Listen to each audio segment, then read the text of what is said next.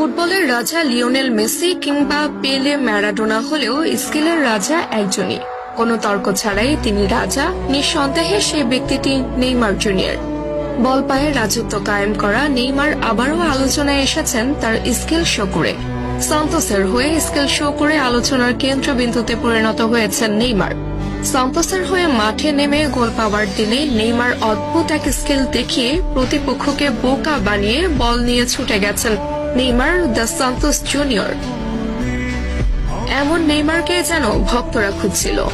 goal.com-এর প্রকাশিত এক শর্ট ভিডিওতে দেখা যায় লং বল রিসিভ করে নেইমার লাফিয়ে উঠে প্রতিপক্ষের বানানো বল নিজের বুকে নিয়ে গ্রাউন্ডে টাচ করিয়ে পায়ের কারুকাজে প্রতিপক্ষের প্লেয়ারের মাথার উপর দিয়ে বল ঘুরিয়ে নিয়ে আসেন নেইমার। তা দেখে অবাক বনে যান মাঠে উপস্থিতরত ব্যক্তিরা।